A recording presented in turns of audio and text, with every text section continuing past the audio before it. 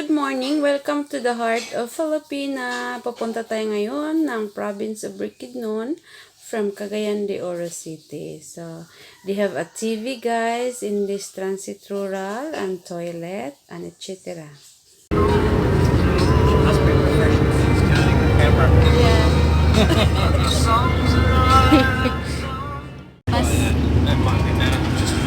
Rural transit.